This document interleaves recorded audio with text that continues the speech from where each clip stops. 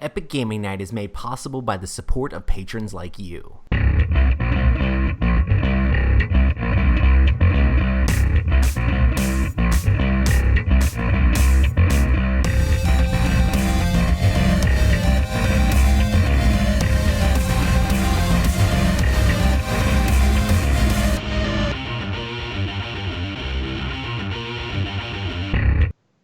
Welcome to the Epic Gaming Night podcast, a podcast about the stories and relationships board games create.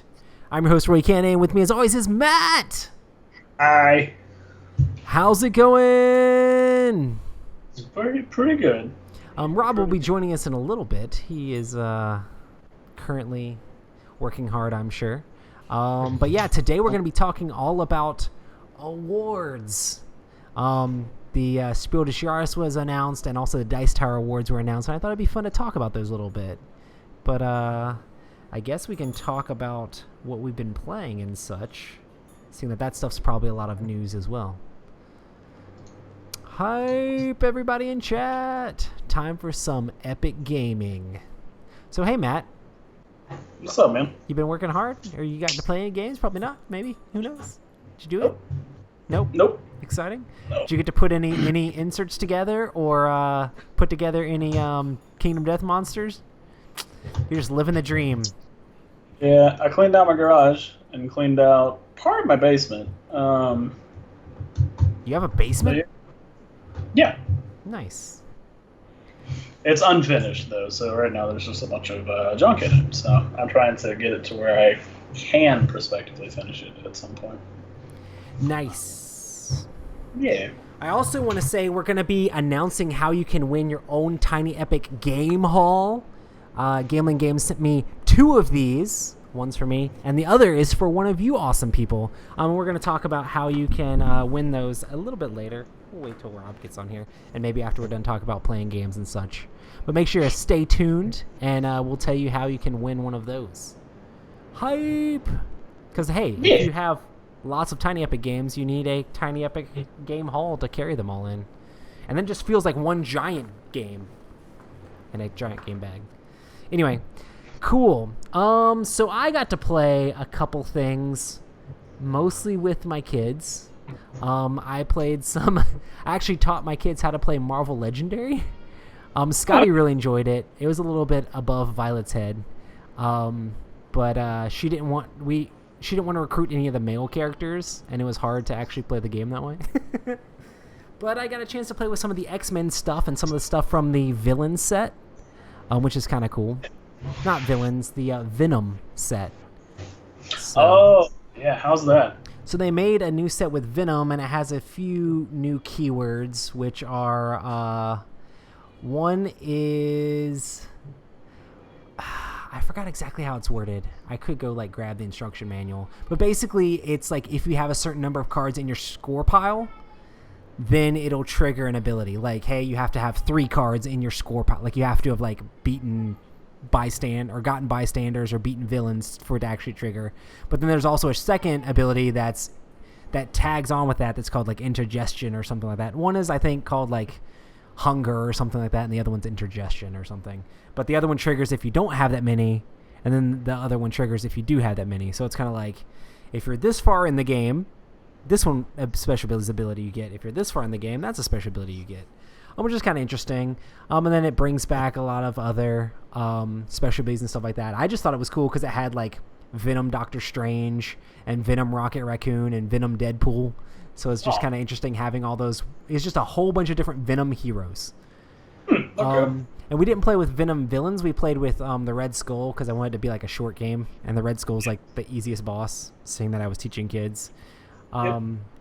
But yeah, my son had a lot of fun with it, and he thought it was exciting to recruit heroes and then be able to shuffle up the deck. He's like, I'm building a deck and doing this thing. I'm like, yeah, this is what a deck building game is. And the fact it's cooperative, we could just work together and slowly just go through everything as opposed to an actual competitive game. We did do the whole final smash thing that I like to do that I think is the optional rule where you shuffle up your deck and then they're okay, everybody play out and see the biggest combo you can get. And after that, Sky's like, "Oh, well, you win." And I'm like, "Well, no, technically, I mean, we're not like saying who's a winner or loser. We're just seeing who can beat the bad guy up the most. It's just for glory, not necessarily for the title of the winner of the game." But that's normally how we play Legendary, pretty co-op. But yeah, it was fun. We play with a lot of the X-Men stuff too, and it has a couple interesting abilities. I know that set's a little bit older. Did you have the X-Men set, Matt? No. That's one of the ones I haven't bought yet. So one of the interesting things it has is like Psychic Blast, and it's a new icon for like attacking, but it's not fight. It's a thing that basically is like fight, but instead of going off of the little fight stripes or whatever on the villain that you need to beat, it goes off of how many victory points that villain is worth. Oh. So it'll be like you play a card and it gives you 2 Psychic Blast. If it's like a henchman and it's just 1 to beat, you would be able to beat that. And if you ended up getting up to like 5 Psychic Blast, you could like take out a Mastermind with it. But of course, that doesn't really pair with fight very well. So if you're going to play with the Psychic Blast stuff, you need to play with like a lot of it. We had like 2 different characters that could do it from the X-Men set. But I ended up having a little bit of it in my deck, so it was okay to take out like henchmen and stuff like that, but I could never take out the Mastermind because I never saw enough of it come out of the thing to even recruit for me to be able to use it properly. But it was definitely a cool, interesting ability. And the other one in that is Berserk, which works with like a lot of the Wolverine stuff because there's a Wolverine and Colossus in there. And the way it works is you get to discard cards off the top of your deck and add whatever fight is the printed fight value on those cards. You get to add that to your fight for the turn. So it's like you don't get to combo with it really, but if you play a card that lets you like discard 2 cards and one's like 4 fight and the other's 2 fight, like that's huge for the turn, you know? It's basically like drawing 2 cards. Yeah. Yeah, it was cool. I just love, like, I really want to play this more with other people too, that it's not like hand holding the whole time. But yeah, it's definitely a ton of fun because I love that game. Yeah. And yeah, have you gotten a chance to play much of your Legendary stuff at all, or? I think I've only gotten to play 2 games with it, maybe. Yeah. My issue is I don't have enough space. I have a question. So how do you store all the stuff in your box? Because I have like a big box and like I think 4 of the small box expansions plus the base set, and I can't fit all of it in the base set box. Yeah, I ended up getting to that point. I have basically everything in... I have it in 3 boxes now, but they're all like 3 of the small boxes, 3 of the like medium-sized boxes, not the tiny boxes. Yeah. But I have basically... You know how I do it where I put all of each hero individually in one of those like penny sleeve things? Yeah. Not penny sleeves, but whatever they're called, in one of those little jewelry bags. There's like a certain size of those bags that fits those like decks of cards perfectly. Like you can't really fit a lot of cards in there, but the 14 cards that each hero comes with, it fits in there good. I basically put each hero in there individually, and then I have one of those like medium-sized boxes that's just slap full with tons and tons of heroes, like completely full. When I got the X-Men set, I wasn't able to fit all of those heroes also in there. So I have all of the X-Men and villain stuff separate, and I took a bunch of the stuff out of the base set stuff that I could play the game with and put it in the X-Men stuff, because I'm like, if I'm going to carry this game around, I just want to carry it around with like the new stuff that I want to get played. But I have a separate box for all the villain stuff too. For the villains, I have like the Mastermind and then the like villains, because each Mastermind has a villain that they lead. So I have the Mastermind with the villains that they lead in a specific pack too. So, and I mean, it's a lot of cards, but it's better than doing like a million, because I've seen people do dividers for like every single one. And I don't know, you've played with me a bunch of times. You've seen like how you can just throw all those little packs out and be like, okay, who do you want to play with? It makes it a little bit easier. Like which Mastermind we want to do? You can just like throw it out on the table and you can be like, okay, what do we see? What do we got? And then it's easy to just throw it all back in the box. I mean, I don't really have much rhyme or reason or organization to it. I actually have pictures on the Instagram from a while back where I just set every single hero out on my table, and it like covers the entire table, just setting them out where you can only see like one of the cards, like the whatever the rare card is out of the set, and it's just like there's so many heroes for that game. I still don't have like I think I'm still missing like 3 or 4 of the expansions for it too, which is crazy. Yeah. I don't have Noir. I don't have World War Hulk, which I really want, and I don't have the Ant-Man one. Yeah. And I think they just announced another set. I think it's another small box. There's so much stuff for that game, man. Yeah, that's the thing about Legendary. Is like you buy the base copy and you're like, man, that was a lot of fun. I should play that more. And then you start looking at the other stuff for it and you're like, oh, but I really like that. Or, ooh, I like this. And then you're just like, okay, cool. Well, now we're $120 in expansions down the road. Yeah. And I don't have enough space to put this effectively 20 pounds worth of playing cards. What was I going to say? I was keeping up with it for the longest time until like I got I just wasn't able to, like, I got a set and then I hadn't played it at all. And then the next set came out and then I was just like, I need to play the stuff I have before I buy more. I ended up having $10 in cool stuff credit from that Magic pre-release. So I won 4 packs, and instead of taking the 4 packs, I took $10 in credit. So I used the $10 in credit to buy the Venom expansion. So there you go. So it was I think it was money well spent. It's a way to recoup some of my Magic the Gathering money that I spent. Yeah. So, but yeah. Chad was also asking, how did teaching Magic the Gathering go with my 5-year-old? I taught it, or would it be too intense for their 5-year-old? My son is 6 and my daughter is 4. And I made these little decks that had a bunch of the same card that were like super simple stuff. Like nothing in these decks were complicated. And I also made them like the size of like sealed decks. Like they're like 40 card decks. I don't know why. But I just made them so they were super simple and just to like teach them the game with these small Magic decks that had lots of repeats so they didn't have to learn lots of cards. And my daughter really enjoyed it. My son thought it was interesting, but he started getting discouraged when Violet started beating us. I'm like, no, listen. We have to work together to stop her. But he was too busy trying to kill me. Like, it was kind of interesting because he was playing red, Violet was playing elves, and I was playing some weird, like, blue-black unblockable thing. Violet was just like, I mean, I built the deck with a whole bunch of, like, the elves just all work together because that's just how elves work in Magic the Gathering. So they were all comboing together and getting big and getting out big creatures. And Scotty, instead of actually, like, using the red stuff to kill off these creatures because that would make his sister sad, he was just using them all to do direct damage to me. And I just explained to him, hey, if you have like a lightning bolt or a fireball, you can either A, damage these creatures, or B, you can just do it to someone's life total. Everyone he drew, he immediately was like, I do damage directly to daddy. I do damage directly to daddy. So, I mean, I died, but he killed me so quick that Violet was just able to build up and then swarm everybody else and kill them off. But Violet liked it so much she immediately wanted to play it again, and she really liked the elf characters because, I mean, they all are like elves and girls and fairies and stuff like that. So she was very... For some reason, she's very girly. I don't know what's up with that. I mean, I try to be like superheroes and this and that. She's like, no, I want to play the girl characters. No, Hulk, what's wrong with you? But you know, it's fine. That is She-Hulk. I know exactly. She's like, no, She-Hulk instead of regular Hulk. She probably would if she had the choice in between the two. But yeah, it was a lot of fun, and I don't know. We might wait a little while before I bring it back out with them again. But my daughter liked it a lot, and Scotty, they really like just tapping the lands. I don't know, for some reason that's just a mechanic that's interesting. It's like you just tap the number that you get out and put the thing down with the casting cost. They grasp that really quick. So yeah, with a 5-year-old, it'd be pretty intense if you threw everything in and had like a whole bunch of different cards in there. But if you kept it simple and like made sure to put simple cards in there, I feel like even a 5-year-old could figure it out.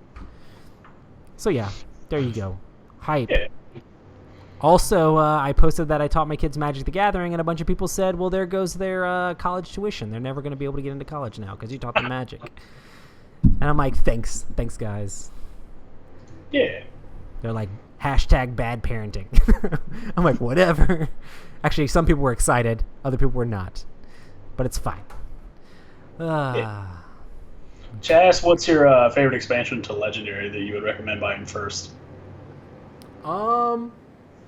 Everybody always says Dark City, just because it adds to the difficulty of the game and helps it where people can play it cooperatively.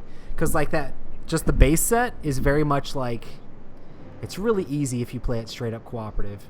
But I feel like, honestly, I don't know. I mean, my favorite expansion is the Guardians of the Galaxy one. Yeah.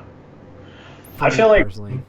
mine, I would say, like Civil War. Oh, yeah. It adds so many other heroes, and then you can fight against them without having a villain set. If you wanted to fight against Iron Man or something like that. But I almost feel like there's no bad answer, because no matter what you get, you're just going to get more stuff.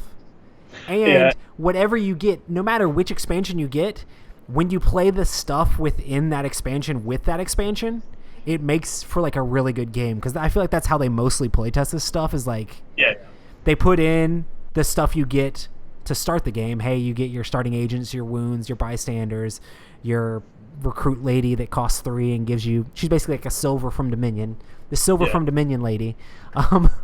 But yeah, all of that stuff, you throw it in and then just use a bunch of the stuff from the expansion. It's normally like a great experience because you get a lot of the keywords and the stuff synergizes together really great.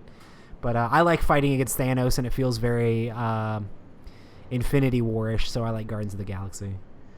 Yeah.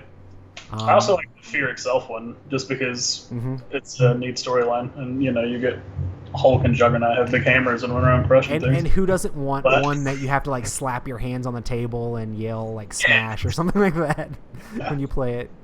They're all really fun, especially when you play like the cards that come in a set together, because then they just combo together so much better. But then it's on top of that, after you've played them like that a lot, then it's fun to see how you can mix and match and make synergies with all sorts of craziness. So, I mean, realistically, I guess just get whatever you feel like is your favorite hero. I've seen a ton of people, like, there's this trend that happens every single year. Everybody does their top 9, and they post them on Facebook and Instagram and stuff like that. It's, like, all over the place. But somebody was commenting about how many people have Legendary in their top 9, and there's just tons and tons of people that have Legendary in their top 9. And I think it just goes to show that it's a game that just people just love, and it's got that staying power, So, man, I still love it. I mean, it's a great game to just pull out with whoever, Good times. Awesome. Well, Rob hasn't tried to join into the call yet, has he? Nope. Just try to make sure I'm not messing things up. Nah. Hype. Well, is there any news about any Kickstarters or anything you're backing currently, Matt? Or we passed all those things? I don't know. Life's been a little rocky as of late, so I'm not exactly super on board for spending that serious amount of cash on random stuff. Yeah. But that being said, I know a Kickstarter that I did back from Colossal that got suspended after they had already collected the money, and then they gave me the money back. They're redoing it, I think, next week. Oh, interesting. They're starting it up again. And so it's like, they're like, hey, cool, we just wanted to let you know it's coming back, so we hope you'll, back it again. And I'm sitting here going, man, I really wish it would have just went through the first time, because I don't know. Yeah, how do you pronounce that game? Like Papillon or something like that? Or? Yeah, it's just Papillon. Papillon. It's like a butterfly area control game. Yeah. It's pretty cool. It's really cute and kind of light. I don't know. And the designer is the guy that we played some games with at Dice Tower Con, which is kind of cool. Yeah. So, good stuff. But yeah, it was definitely a cute little light tile laying game with clip-on butterflies that clip on these 3D flowers, which was kind of unique. Yeah, that's the thing that looks real neat. Is I don't know. At the end of it, you've sort of created something that's really something to behold, I feel like, as opposed to some games where you're just like, look at this engine I made, and everybody's like, I don't know what that is. But like at the end of this one, you can be like, look, I made a garden, and people are like, whoa, cool. But people like building engines, aka Wingspan. Yeah. I mean, but at least Wingspan's got like some art and stuff. You can be like, look at all my birds, and you're like, yeah, birds.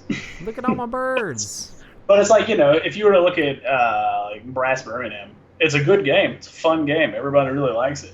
But at the end of it, you're like, yo, check out all these like routes and production things I have set up. People are gonna be like, I don't know what to look at, So that'll be cool. Yeah, for sure. Nice. Yeah. They're talking about Marvel games in chat and Thanos Rising. Thanos Rising is a good game for that whole Infinity Wars theme, I think. But yeah, it would be cool if they come out with a in-game expansion for it, maybe someday. Do you have to like discard half of the deck at the beginning if you play in the in-game version? Or maybe there's a special win-game condition where Ant-Man can go inside of Thanos. No, I'm just kidding. Bring it back. Nice. Could you imagine the model for Thanos in there? In the beginning of the game, it comes. I'm not going to spoil. Never mind. Have you seen it yet, Matt? In game, yeah. Okay, fine. Good. Also, we've stalled for enough time. Rob's here. Yay! We made it happen. I just didn't want to get into the main topic too much before we added the Newman. We just get through half of it and you're like, so Rob, what's your opinion on this? I bet you don't know. I was like, I don't know. No clue. Couldn't say. All right. Boom. What's up, Rob? Hello. Sorry I'm late.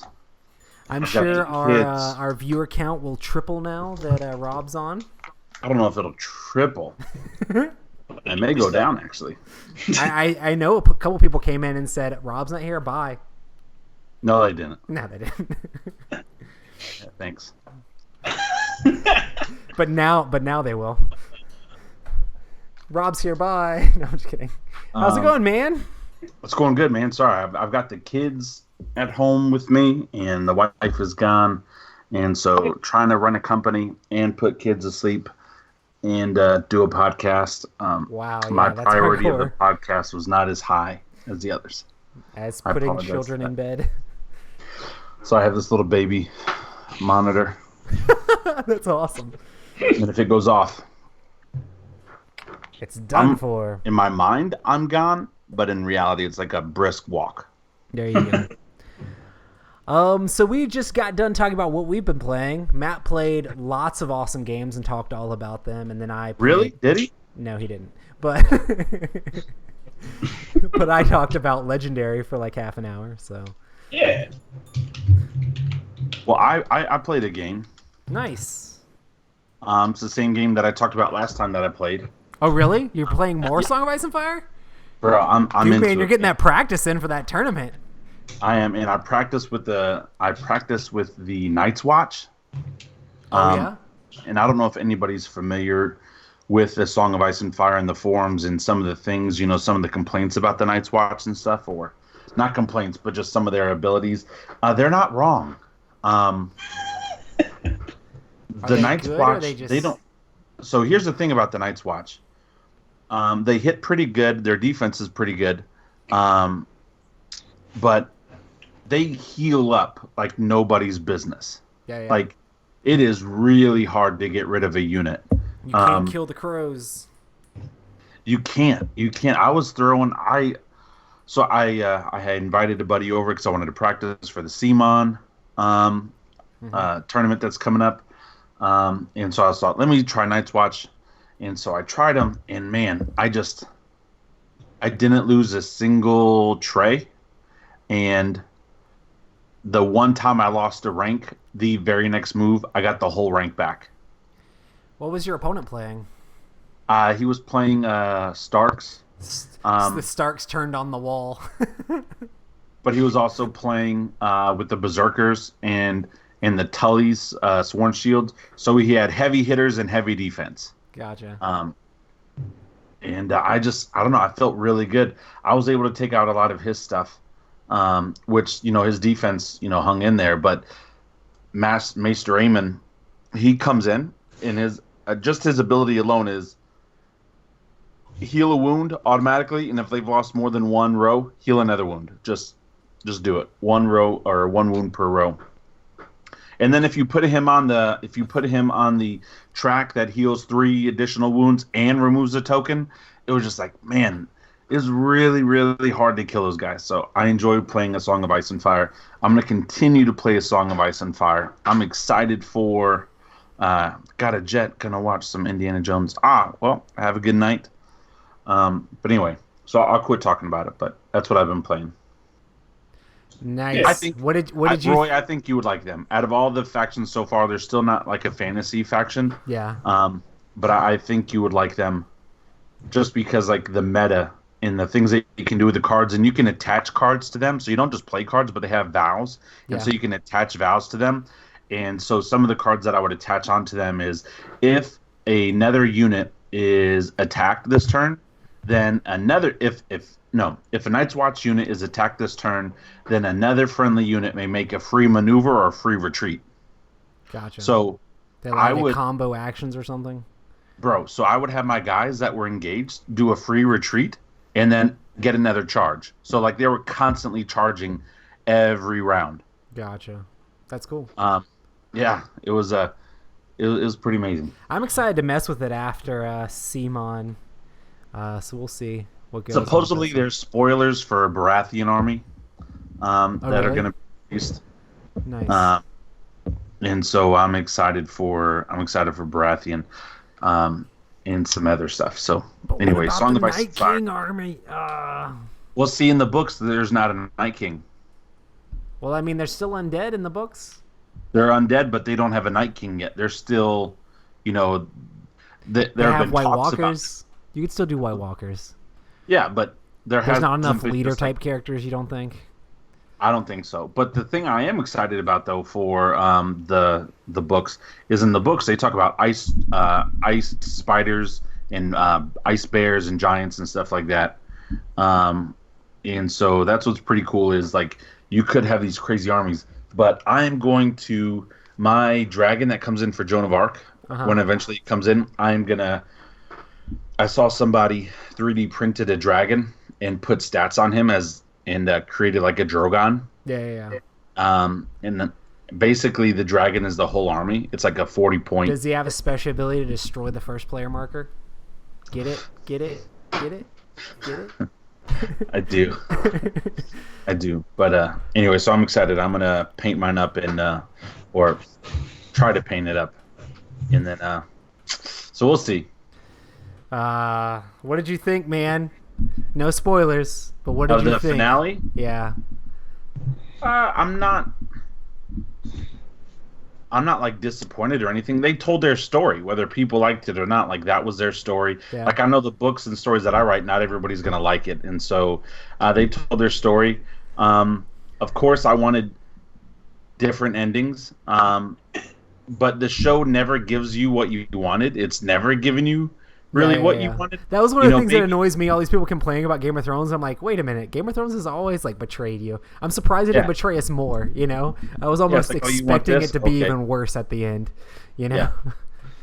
So I'm not too worried about it.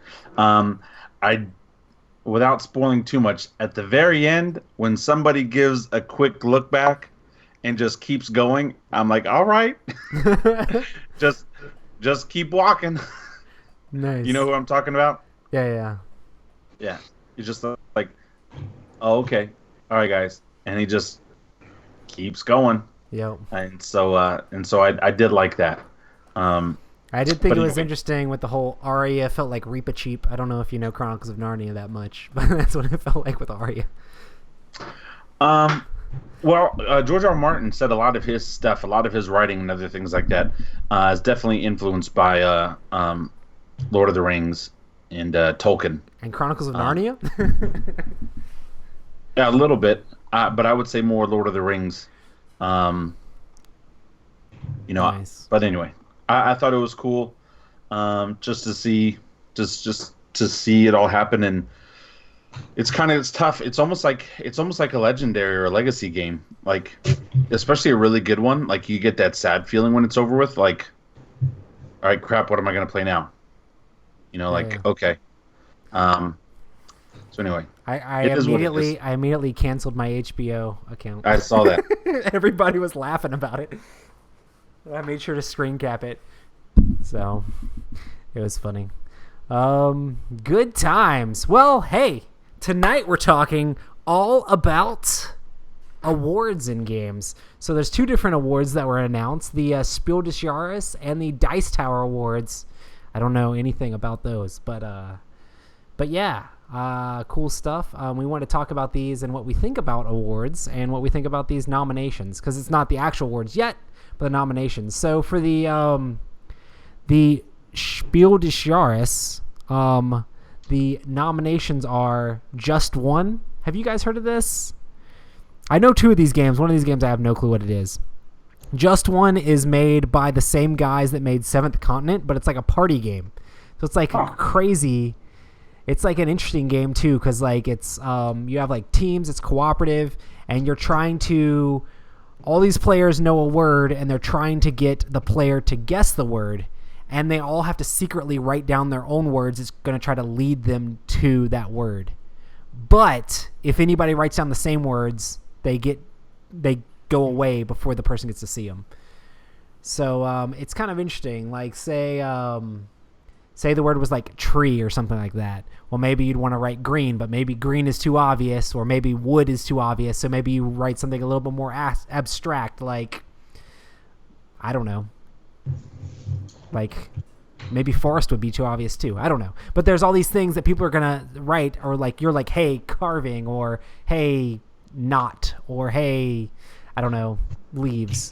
I mean, but a lot of that stuff somebody else might write. So you just have to get lucky a little bit and then also try to think abstractly, not the most obvious first thing you think of, but still things that would help that person guess that specific thing. But yeah, so that's Just One. Llama, I am not sure what that game is at all. I haven't heard it before, but it looks definitely interesting. It's got a llama and a rainbow on there, and the llama's looking super crazy. But it's L-A-M-A. It's got dots, so there you go. But you can see a lot of these on Board Game Geek. And then Werewords was actually the third nominee, which is pretty cool. Is it in German? Is that why it says Werewolter? Yeah. Yes. But it does have it is the Ted Osbach Bezier games.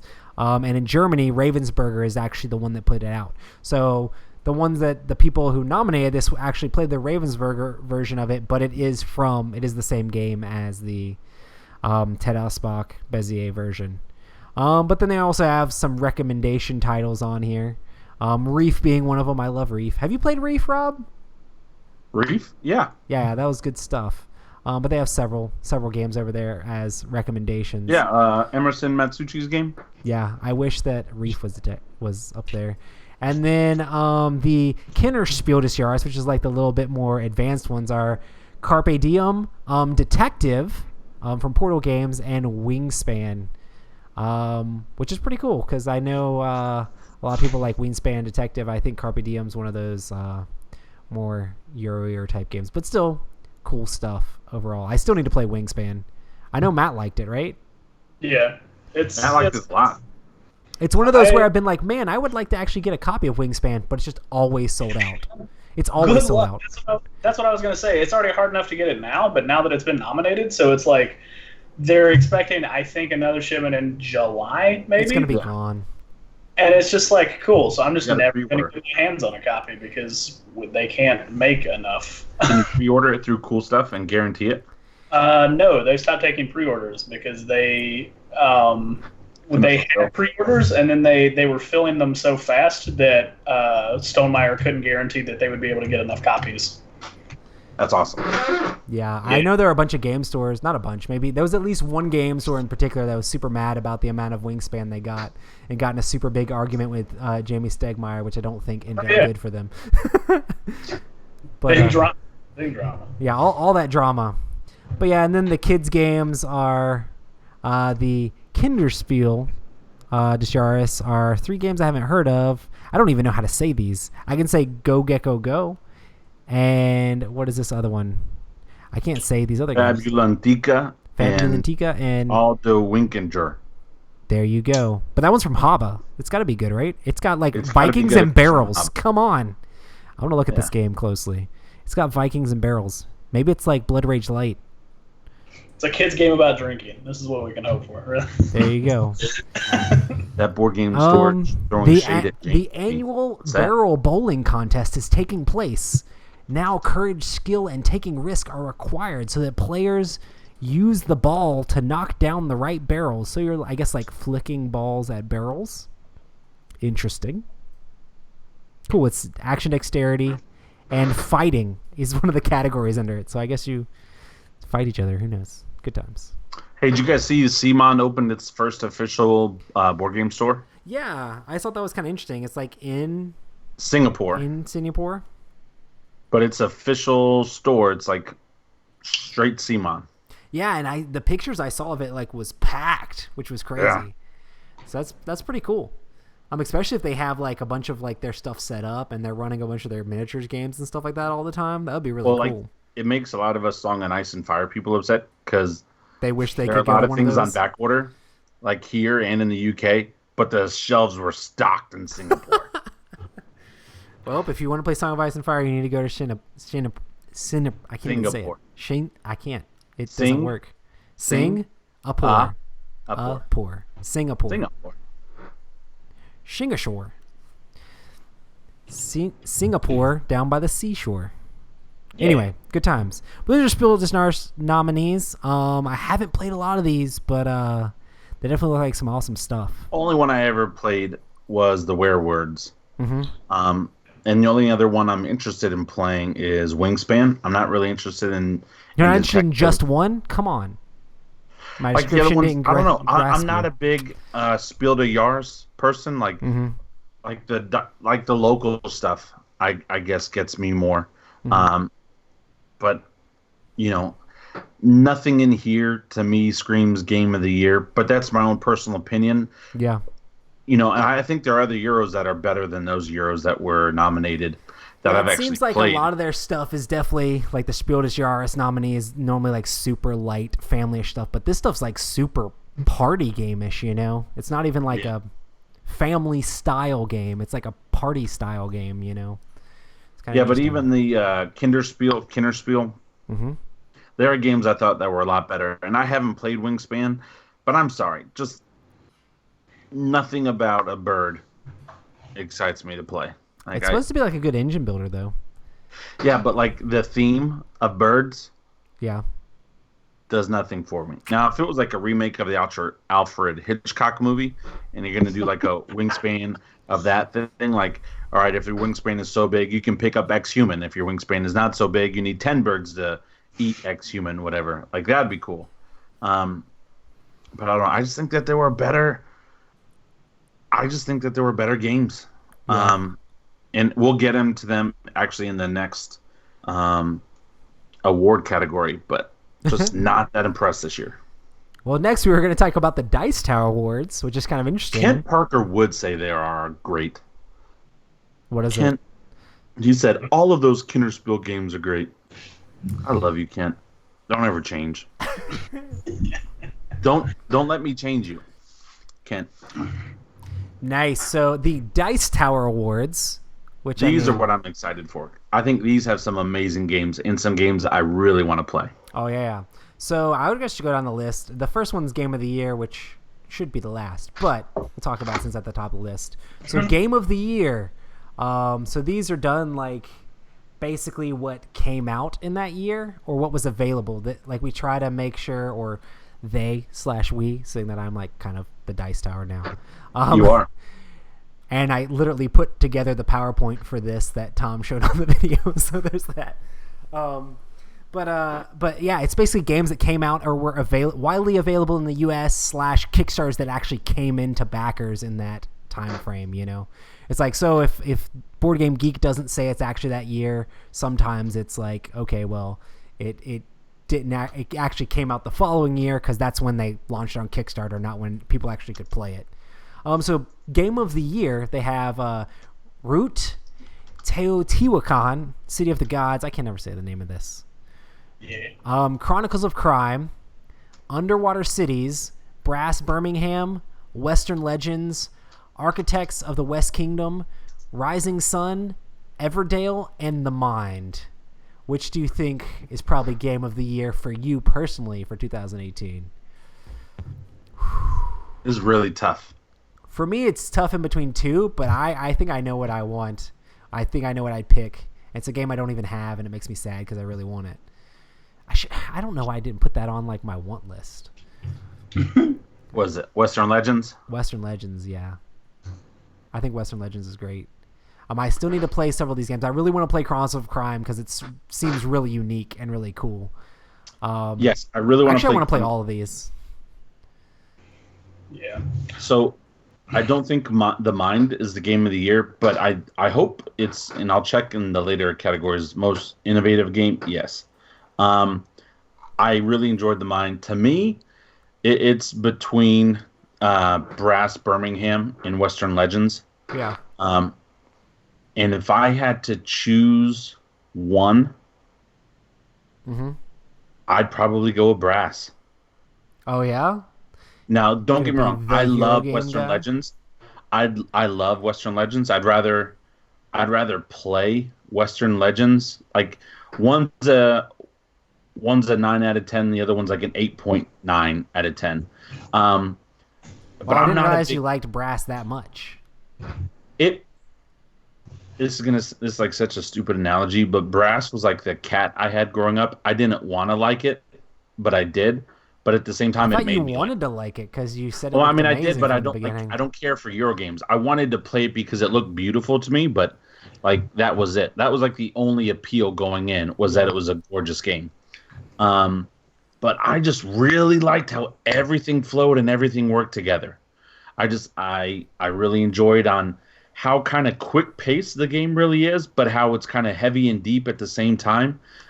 Western Legends is fun. I'd rather play Western Legends, between the two, but Western Legends, it has a lot of variety, but it to me it didn't have the depth. And I think that's what's winning over Game of the Year for me is not only the artwork, and not only the play style, but the depth. Like, I don't know, I really, really, and I only played it one time, and I played Western Legends multiple times. Yeah. I don't know, man. Something about Brass, like, I'm still thinking about that game that I played at. I think it's UConn. more likely to win strategy game than Game of the Year. Brass. Yeah, if I were a betting man, I'd say probably Root would win, even though I don't care for Root. Yeah. I think Root will win. It got a I ton don't of think buzz, Rising I think. Sun will win. I liked Rising Sun, and everybody owns Rising Sun, but I don't know. It's fine. Blood Rage is better. Blood Rage is better than Rising Sun. At this point, like, did it come out at the very beginning of 2018? Like, I feel like it's been around for a bit. Right. That's Remember, we another went to interesting CMON thing in about these awards all 2017. the time is a lot of times people cool on the games by the time, they come around. So I think it came out like beginning of the year 2018 because Yeah, they it did. didn't even have it for sale. Remember, we couldn't even get a demo in while I was there at yeah. CMON Expo in 2017. right. Yeah. So, So Anyway. next is best artwork. There is Everdale, Root, Grim Roy, Forest. not Roy, sorry. Matt, what was your game of the year? Oh yeah, that's important too. I don't know. My thing is I haven't played too many of them, so it's like I would I bet you. hate to say Western Legends because I feel like it's just fine for what it is. Like it's a solid 4X game, but I feel like Underwater Cities and Teotihuacan, the City of Gods, is something that's, I don't know, more interesting to me at the very least. But I haven't played them, so who knows? Yeah. Have either one of you played Architects yet? I really want to play that I want to game. play that too. I've heard good things, Man. but I haven't played. And I love the cartoon artwork. I was watching it when it was on Kickstarter because I was just like, yo, I love architecture. Let's see what this game's about. And then it was like, it's a worker placement. And I was like, Yeah. oh, I probably couldn't get anybody to play this. So I just completely skipped over it because I was like, nobody want to play this. And then it just blew up. And I was like, well. Well, see, all we had to do was get Roy to move away, and then that influence of Ameritrash, it's still there, don't get me wrong, but now Euro is starting to creep in more because more of the people that I play with that are left here are Euro players, so, I think now we could get in a game. Y'all have been ruined. we've not been ruined. I don't know. I really like the artwork of the game. And I remember, was it Sam? I believe Sam did. Yeah, a lot of people review really of like it, so I'd still Yeah. like to try it too. But Yeah. So So- artwork: Everdale, Root, Grim Forest, Super ticked off that Brass is not a Cerebria. part of this. and Rising Sun. Boo. I If think I could Brass is more choose- like graphic designy type stuff, right? Instead of just like illustrations. Well, I mean, I guess, yeah, if you're going off of that, I would say probably Grim. I remember people, that's the one with all the Disney characters, right? I really like the Rising Sun art too, though. Yeah, but to me, that's just a copy and paste from like other stuff. You think? I Well, like the- some I of like it the may be like Japanesey type semi-original, but it's not all. They took Japanese folklore, right, and they just expanded on it some. Where Grimm, now granted, Grimm at the same time also has to deal with like fairy tales and things like that. But I remember watching people play Grimm. That's the one where like you're the big bad wolf and other stuff, and you're trying to blow down the houses. I remember seeing that game and thinking, man, that is a cool looking game. Have you played And it? not- I played it. No, It's pretty How was fun. I mean, it's really simple. Like you're trying to, you all at the beginning of the round. There's like a space for brick, a space for straw, and a space for wood, and you're all like simultaneously selecting where you're going. And there's a certain number of resources on each one, and you divide them up depending on who goes where. So if you go where other people aren't, you get more resources, and then you're using those resources to build your stuff. But then you get a bunch of like these take that cards that can mess with the game. It was a pretty fun, cute little game, and it's got these like 3D buildings and stuff that you build up. But yeah, the artwork is good for like that fairy tale stuff if you're into the grim tales or grim fairy tale sort of thing. I think the Cerebria art on the cover looks crazy. I haven't played the game, so I don't really know what the artwork in the game looks like. Honestly, I think all these look cool. You know. Yeah. Yeah. Yeah. Here's the one that Brass is in. Best production values. Fireball Island, Everdale, Rising Sun, Grim Forest, Brass, Birmingham. I feel like Um, Island's gonna win this one. So what? I said I feel like Fireball Island is gonna win this one Was just the because, whole 3D thing? yeah, Yeah, it's Yeah. crazy. people have been really loving it. So You know the Everdale game is that one with like the 3D tree?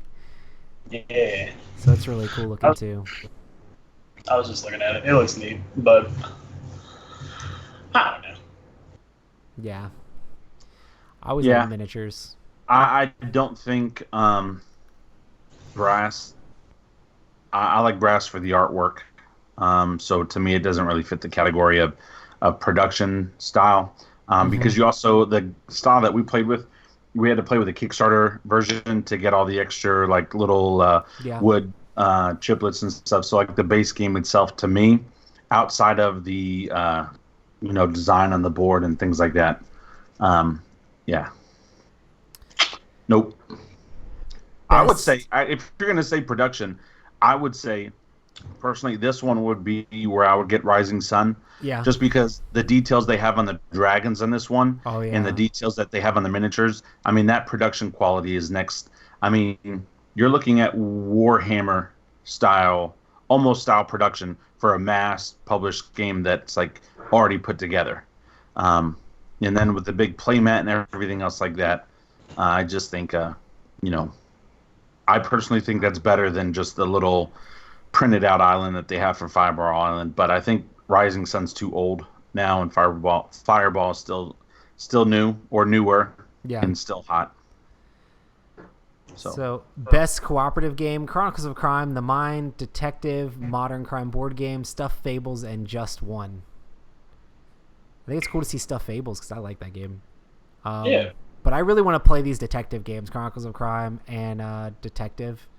Like, it'd be really cool because I know Chronicles of Crime has a whole bunch of app integration, and the Detective has a whole bunch of like website searching integration, and I think it'd be really fun to play both those games. Yeah. It's like a really interesting blend of board games and almost like ARG type stuff where it's just like, hey, go out of this and do something in the real world Yeah. that then will laid back into what you're doing. I think Chronicles of Crime like has an app, and it like you question different people different ways, and the app lets you choose how you're going to question them, and like go to different plate locations at different times of day, and different people will be there. I don't know. It seems really interesting. I really want to try it out. Yeah. The Mind. You think that's the best cooperative game? I've had more Counting fun to playing The 100 Mind. is the best cooperative game. Okay. Yes. When you play with me and Matt and Courtney and Kent, But you or don't my follow wife, the rules. we had the best time playing that. And I probably played that. Now, granted, a game can last anywhere from 30 seconds to 20 minutes, but I probably played that game like 50 times. Yeah. Yeah. And man, absolutely love it. Absolutely love it. It's so stupid and so simple, and I absolutely love it. Nice. Best Yeah. game expansion. Scythe: Rise of Fenris. Do we need to read the other ones? No, I'm just kidding. Terraforming Mars, Role Player, Great Western Trails, Rails to the North, and Root River Folk expansion. The Trails will be for me once it comes out. Oh yeah.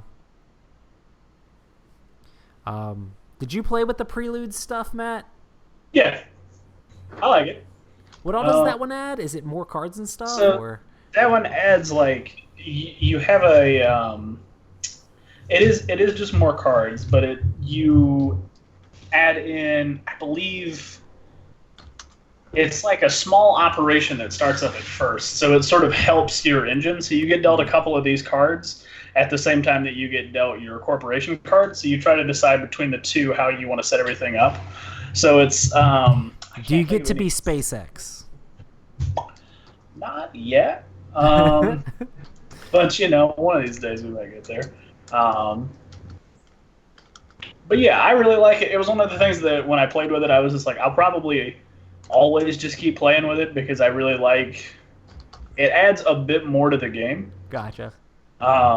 So it's, I don't know, because I feel like of the expansions that are out, so there's Hellas and Elysium, which is just another map. Mhm. Neat, cool, whatever. And then there's Venus Next, which from my experience playing it really just sort of slows the game down, and nobody really focuses on it or does anything with it unless they can really sort of get a lot of cards. But most of the time that just doesn't happen. So it's just like, okay, we have this thing now. Neat. But like Prelude's one of those things that like gets in there and it immediately affects the game, and it immediately affects every game as opposed to just map packs and stuff. Nice. I think a lot of people like the Scythe thing, and I've heard good things, but I wish I had played Scythe enough to actually play that expansion. Yeah, I want to get it, but it's like I still have my copy of Scythe, and I've opened it up, and I've sorted everything, and even put everything in the wooden, I can't even remember what they're called. Oh, well, organizer thing that I bought for it. Yeah. Still have never played a single game with the stuff that I have, so I'm just like, neat. So, I don't know. Best family game: Fireball Island, Gizmos, Reef, Space Base, and My Little Scythe. I actually like a lot of these games. I haven't played My Little Scythe, but I actually haven't played Fireball Island, but I played Gizmos, Reef, and Space Base, and I think they're all good games. I think they're all good for like the family category too. Yeah. I need to play Reef more. I've only played it once, but I played Gizmos a ton. I was like making everybody play that game when I first got it because it was a lot of fun. Yeah, I still you like did. it. I'd play it right now, but I think Gizmos is awesome. But Space Base is fun too. But yeah, lots of good stuff there. So I feel like that could go anyway. Yeah. I'd give it to Gizmos over Reef just because I like the theme of Gizmos better. Mm-hmm. But I think they're both easy, streamlined games. And I think if I were going to play with my family, Mm-hmm. my family would actually probably play Reef more just because my daughter's right now really into the ocean. Yeah.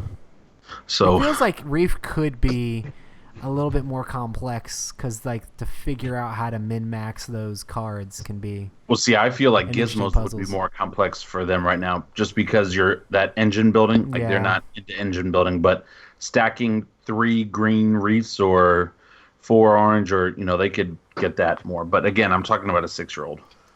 Matt, have you looked into Space Base at all? I've looked at it before, and it does look interesting. It looks like something I would enjoy. I feel but, like it's the kind of game you would like. yeah, but I haven't played any games on that list, so I just really Honestly, want to.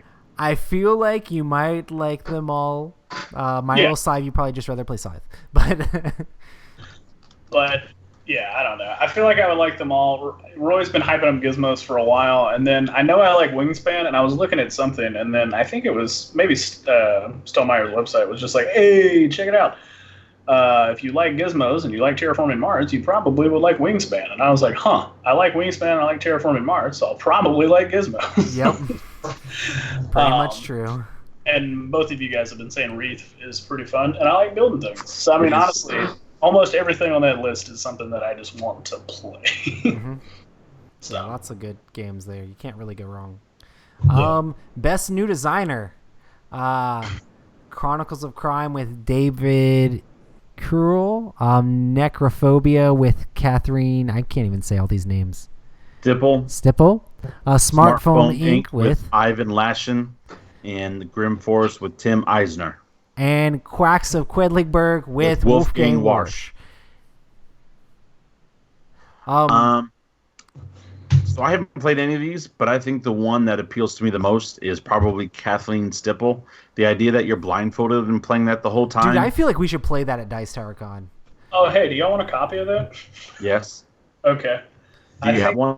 I think there's 2 copies at work that are $9 a piece right now because they're on clearance. Wow, I should go to Target and check that out. Yeah, pick me up one, and I'll get it. I'll get it from you. But I agree, Roy. I think that would be a fun like Dice Tower style game, especially like everybody closing their eyes, and it I would made just the make the like PowerPoint- anti-Roy go up even higher.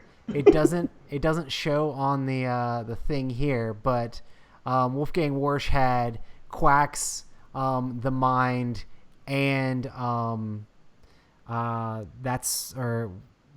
Gonchon Clever were 3 of the games that were in like the top 5 or whatever for this category. So those are all really big games because this Quacks of Quedlinburg is like a huge pressure luck game that lots of people love as well. But yeah, Yeah, that's the one I really want to play. I The would like to play Quacks it too, one? just because Yeah, classic Quedlinburg. it's one of those games where I've been at places where I could have gotten it from the library, but it was always checked out at like the Dice Tower library and stuff, and that means I feel like it's a good game because you just can't get a hold of it because You everybody guys else realize wants to we're play. like 6 weeks away from like Dice Tower Con? Oh yeah, that's crazy.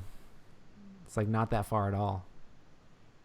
I'm excited, man, because like as you get older, time really does go by so fast. And Oh, I mean, like yeah. 6 weeks, that's nothing, bro. It's tomorrow. Yeah. Pretty much. I've got several things in between now and then, which is I'm about to have insane first to me. I'm so shocked that CMON Expo is like in a week. Not in a week, but that getting hasn't close. hit me yet, but that's just because I've been so slammed with work. Yeah. Best came from a small publisher: Root, Chronicles of Crime, Vindication, Obsession, and Underwater Cities. I will say this, Root, Yeah. just because of the hype, and I don't think my teacher was the greatest teacher at the time.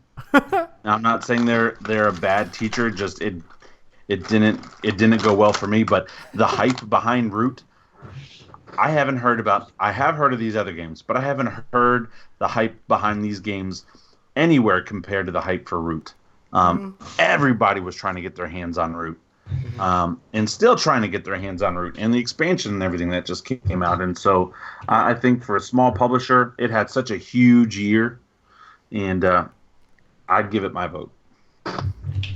Best party game: Just One, Decrypto, The Mind, Drop It, and Trap Words. All right, never mind. Sorry, we're I'm trying to blaze through this. The Mind. Next.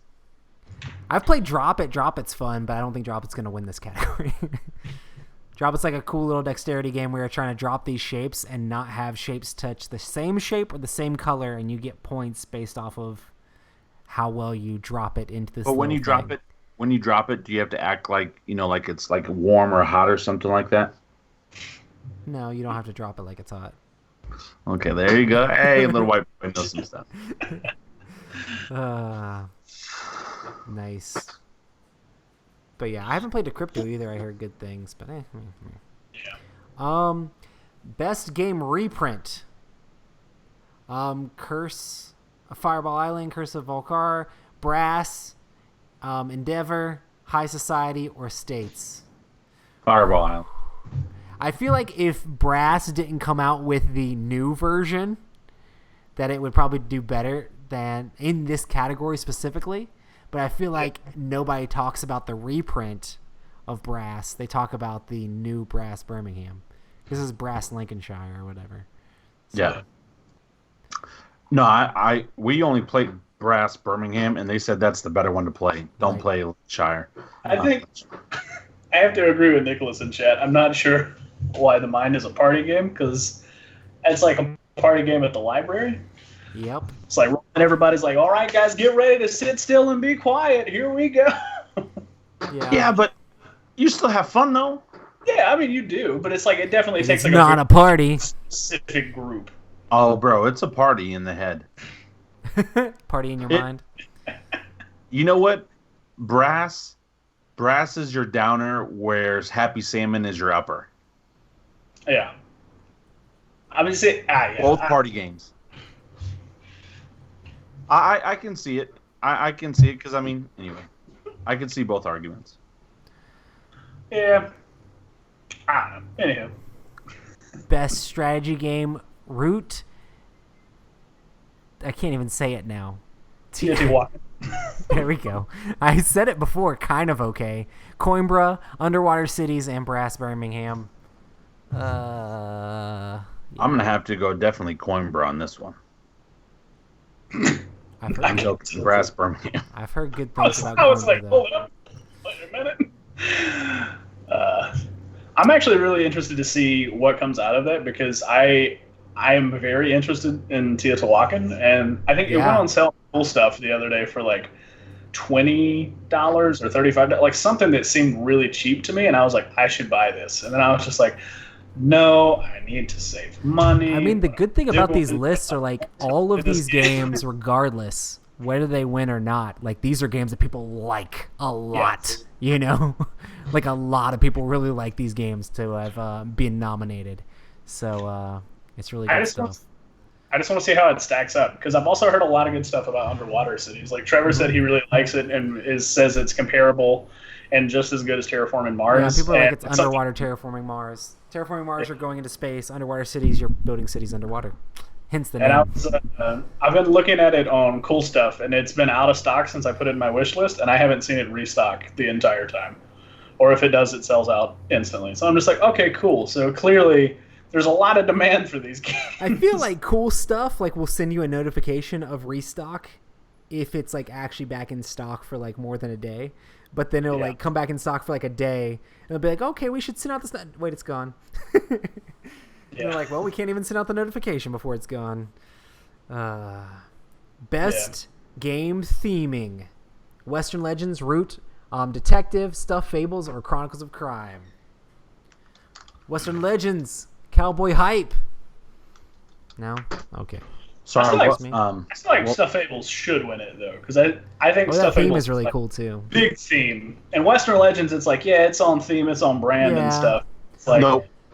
I think Stuff Fables takes it to a bit of a Yeah, Stuff higher- Fables definitely has a lot of story and is filled with theme. Yeah, but name another really great cowboy game. That makes you actually feel like you're doing cowboy stuff. Yeah. What was that? I mean, one? I love Bang, but Bang doesn't make you actually feel like a cowboy. It just feels like a But social action Bang game. can be repurposed or reskinned on anything, and they did that with Bang. I mean, yeah, you could do the same thing with Western Legends. You Nah. just theme it to space, and you have Xia all of a sudden.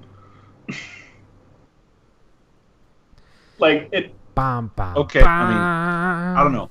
I like Stuff Fables. I just feel like there are other really good, solid young person games with, I think the thing that makes Stuff Fables unique is not its theme, but its storybook. I think it should have been in there for most innovative game. But Western Legends, to me, that is my favorite, hands down. I feel like a cowboy when playing that game. Like, I don't feel like a little kid when I'm playing Stuff Fables. I feel like, I don't know, I don't feel anything. But do you feel like a Robin when playing Root? No, I feel ticked off when I'm playing Root. This game is dumb. This is the stupidest game ever. Colt Express. Flick 'em up. Carson City, Colt Express. Kent Parker, Colt Express is pretty good.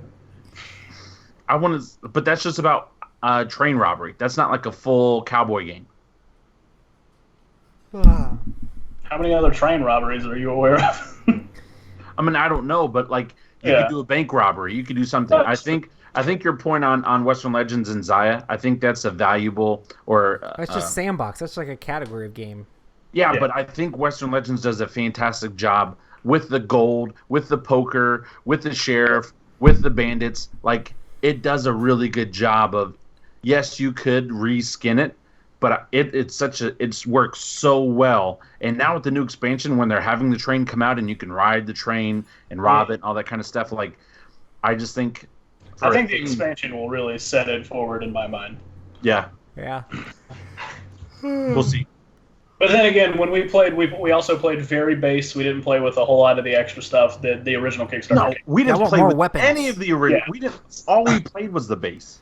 So like my brain set's just like, cool. This is very much a straightforward game. I played. And look how amazing our game was with just the base. Absolutely, it's so good. It's so good. We haven't even played with the Man in Black yet, or any of the other characters, or the 2 expansions that came with my Kickstarter. Yeah. So anyway. Best 2-player game: Keyforge, War Chest, Duelistor Island, Haven, or Mythic Battles Pantheon. I'm going to say the only one I played out of this, and I'm going to say Keyforge. I played Keyforge and Mythic Battles. They're both good. I don't know, man. Keyforge is still getting a lot of attention. Yeah. And it's a card game. Card games are pretty easy to get in. They suck you in just like they do with like the Star Wars, Destiny, and other stuff. You buy the little packs, and next thing you know, you're 20 packs in, and your wife's mad at you, and things are going on, and you're like, no. Which that has not happened with me, fortunately, for Keyforge. But I think it's cool that you can just buy a deck Keyforge. and like slam them down, and you can just play. Yeah. You know, all you need is like the $8 or whatever for it. Which is Yeah. cool. Awesome. Most innovative game: Chronicles of Crime, Nectophobia, Keyforge, The Mine, Detective. I swear, if Keyforge doesn't win this, Keyforge is crazy innovative as far as like the way it is made. Like Fantasy Flight had to go buy more powerful computers to be able to put this game together. Just the whole of procedurally generated decks makes me like, it's so crazy what they could do with that, you know. But yeah, I mean, a lot of these other ones are really innovative too, so it's pretty cool. I'm kind of sad not to see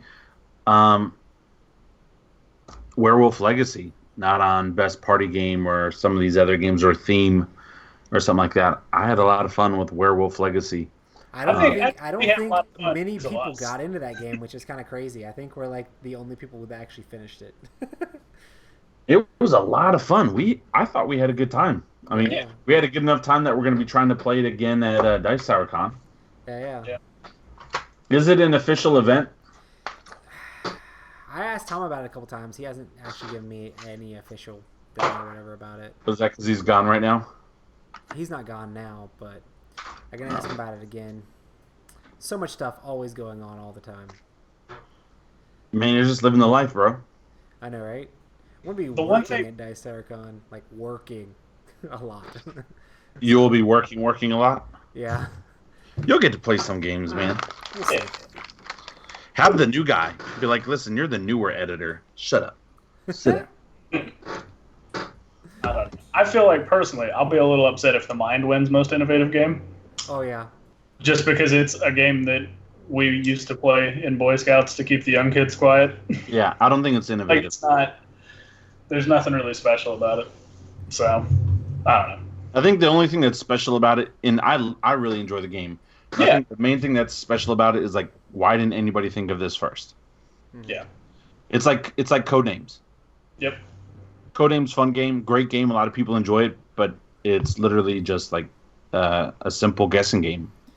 Why didn't anybody else come up with this? So Nectophobia, the fact that you can play it if you were literally blind is awesome, and the fact that you have to wear glasses that make it so you can't see anything. I like that. That's the one that I would give over Keyforge. If you were going to give one over Keyforge. If I was going to give one over Keyforge, but I think that the name thing, that whole generation, that's the only thing that's like super special to me about Keyforge, but I think it's so special that it's worth it. Yeah. I mean, because the gameplay itself is kind of... I mean, Well, there's those base factions, right? The Like gameplay is not... I mean, it's a little bit innovative, but it still feels like you're playing Hearthstone-ish, Magic-ish type game, you know? Yeah. But Well, like, and the the deck colors- generation is where it's all at, you know? The colors are still the same, right? Like they may have different names and different things, but they're still like the fireball symbol or the other symbols. Like there's not... The factions don't really feel like Magic factions, but... But I'm saying still have they don't really archetypes. change, Yeah. right? There's just a base set of factions with different cards. Yeah, I think, what is it? There are 7 different houses, and there's all sorts of different cards that are in those houses, but the algorithm gives you 3 houses and randomly picks the cards that are in those houses. It's like, how many cards are in the deck? It's like a certain number of cards, but then it can also... The algorithm can take a card out of a house and switch the house on it and put it in your deck as a completely... It's really weird, all the stuff that the computer is able to do. And the fact that the computer names the deck and then has this procedurally generated like artwork on the back. Everyone's unique. And the fact that it's a game that the deck is being built by the computer at random and there's no other... Like it purposely makes it so that there's no other deck that's exactly the same. I feel like the names aren't from this big computer, but they come from like a bunch of elementary school kids, and what they do is like they give them all like a bunch of like sugar and stuff and come up with a name. No, Captain Poopy Pants. No, the tree of giving wood. No, lampshade icicle. Like I could totally see The that, and tree then of just somebody's giving recording wood. it and writing it down. Microphone poster board. Like okay, like whatever these little kids say, they just throw it together.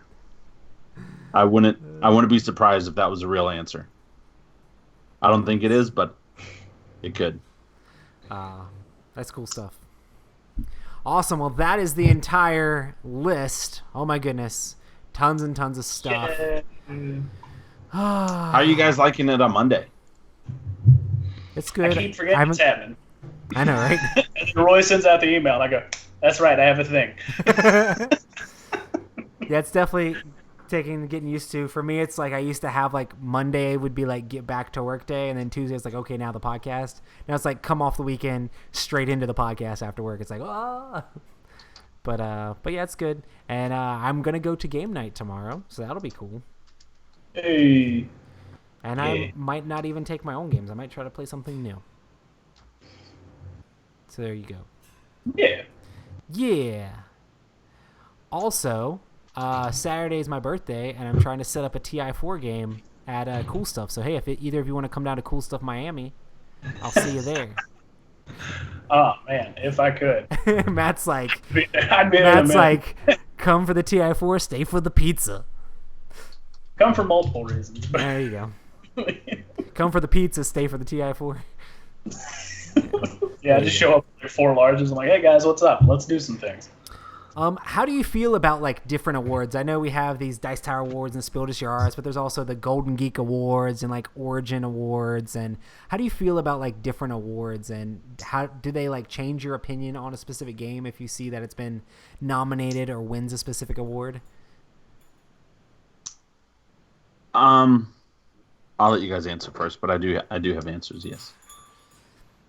I mean, I definitely feel like it does influence the way I might look at a game. Like I might look at something and go, that doesn't really seem like my style. But if if it wins a lot of awards, it makes it more something that maybe not that I need to buy necessarily, but something that I should seek out that somebody else has and play it to see if it's something that I actually enjoy because it's generating so much buzz around it.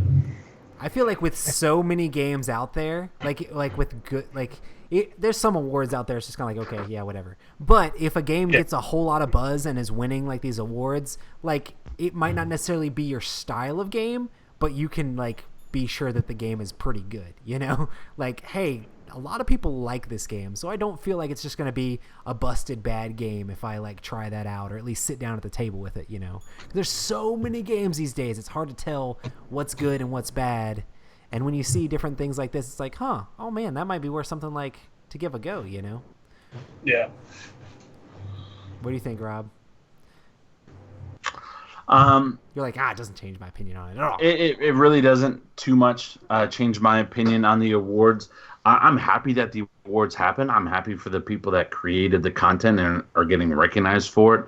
But more than awards, I look at the company and the creator. Yeah. If it wins awards, okay, great. Because in my defense, a lot of the times the games that I like don't win awards. Right. Right? Like all those Kinderspiels and the Spielstars, like I could care less. I'm more interested in like the Dice Tower stuff, but those are probably going to go with the most popular, right. Which most popular aren't necessarily the ones that I want to play, which I like popular games, but like I don't care for Wingspan, but it's blowing up right now. I know Kent likes it a lot. I know Courtney likes it a lot. I know Matt likes it a lot, but I just don't care. Like to me, it's like the engine building cool, but I want a game that's going to suck me in, and I don't give a flying rip. Speaking of pun, flying, Wingspan. I don't care to play anything about birds. Like that's it. I don't care about having a yellow peckered hummingbird thingamajiggy. Like I don't care. Wait, what? I don't even... You know the beaks. You know or the woodpeckers. Oh, we're talking about beaks. Okay, good. Woodpecker. Matt was going the same way. Oh boy. Woo. But anyway, just to me, like that doesn't do anything. You know the games I care about? I care about the games that arrive at my doorstep, which some games still haven't arrived. Yeah. But that's we should do the Dice Tower Awards, and then we should do like a Razzie Award show for like worst games of the year. That's what we should do next week. What are the biggest disappointments of 2018? And I'll say Lords of Hellas because still 2017 and 2018. Can it go 3 years now? We'll see. Are there any specific awards that you actually give special credence to that you're more interested in than the others? Dice Tower is probably the only one that I care a lot about.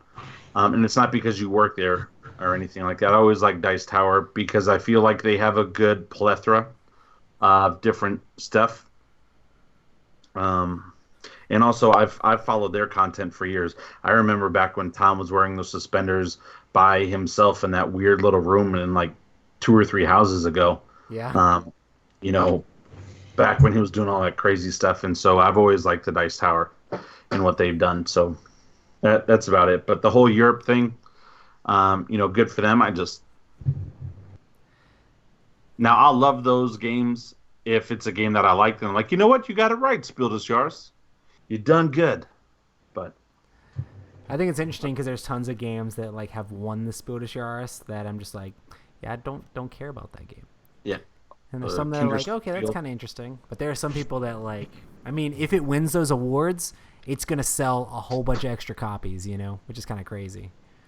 I'm more excited if a game gets promoted on a TV show or a podcast program, or gets played on like a web video. Like you guys remember when Dead of Winter was put on Will Wheaton's show? Yeah. Like it blew up. Like that being on that show guaranteed like thousands of sales. Like that's what I'm excited for. That type of a thing. So anyway.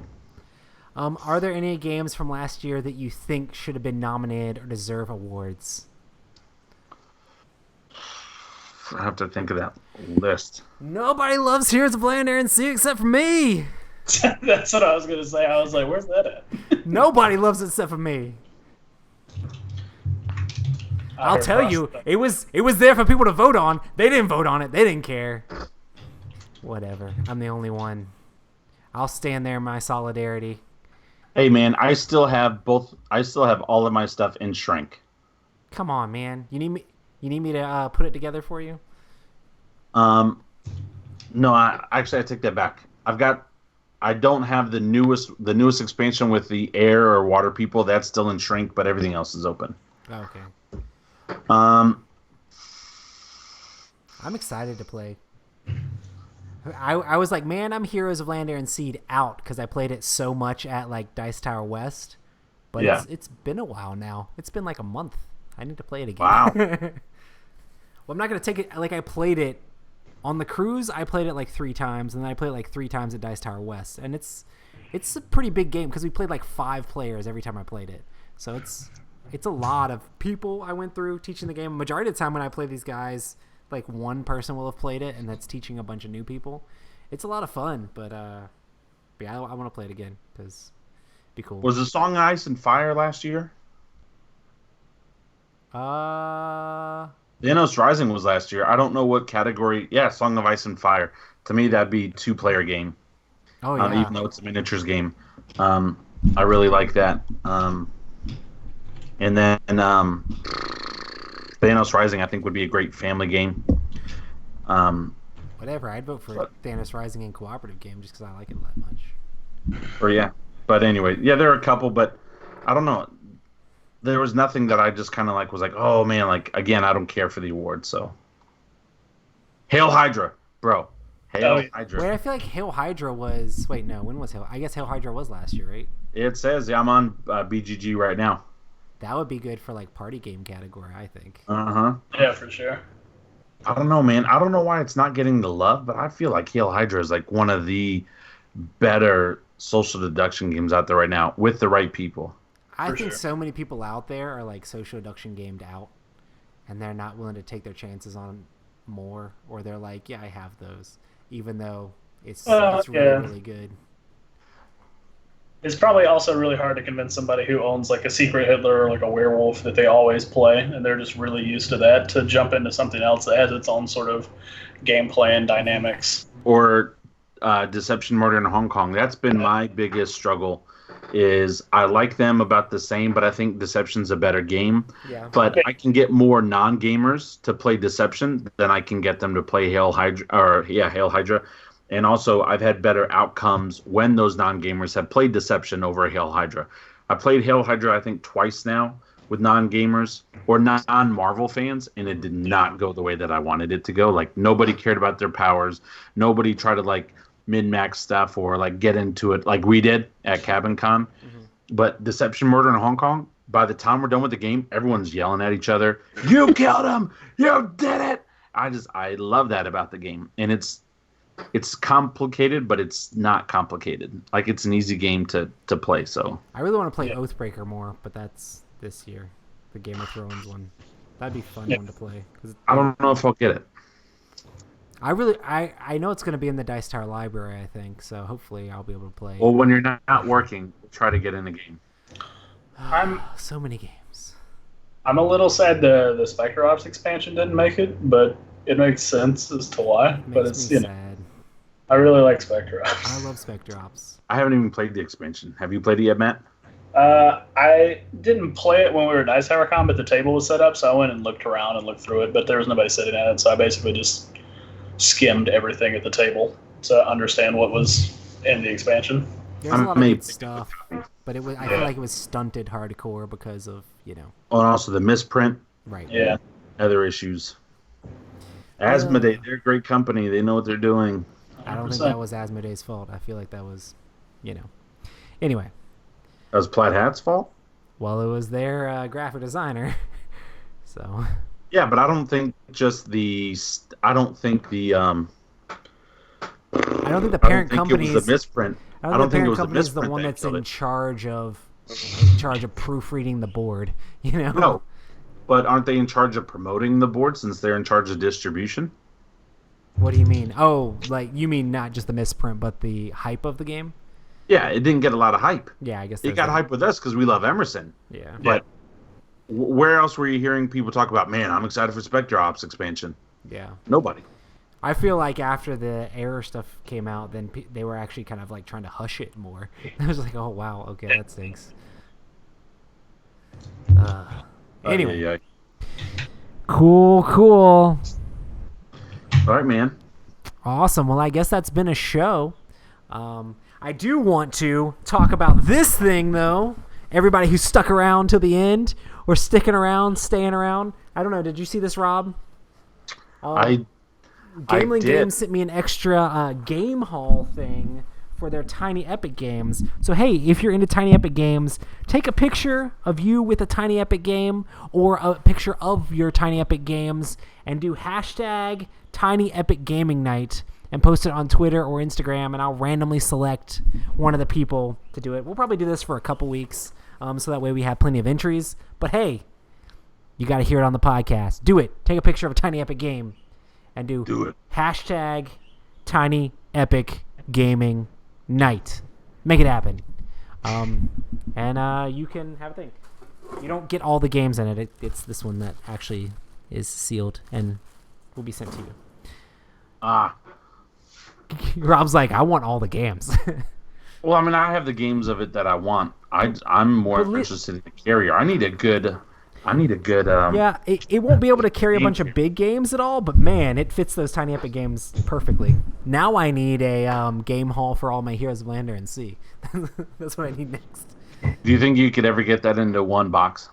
I have it all in one box, but it is probably getting damaged. But besides that, it's fine. Yeah. At least I'm honest. But I took it on the plane, and it was in like my luggage a couple times. But it's fine. It's fine. That's why I'm printing out like plastic for the towers and stuff, so I can have sturdy things / cut down on the amount of things that I need. Yep. But yeah, good times. Well, thanks everybody for joining us on the show. We stream these on Monday nights at 9 p.m. Eastern Time at youtube.com/Epic Gaming Night. I want to say thanks so much to all of our amazing patrons for supporting us. And if you would like to support Epic Gaming Night because you like what we do, make sure to check us out at patreon.com/Epic Gaming Night. Also, make sure to check us out on Twitter and Instagram at Epic Gaming Night, at Shades of the Mind, and at Board Game Newman. Board Game. It's very hard to remember. I always want to say like Newman Plays or something weird. I don't know. Nope. You should just make handles for all of these different things, and then no, I'm just kidding. I have Board Game Newman and I have RS Newman Writes. One is for my writing stuff. One is for my board game stuff. What about for your acting career? You know, here's the funny thing. I had a college scholarship for acting. Thank you, sir. I know. I turned it down because I was an idiot.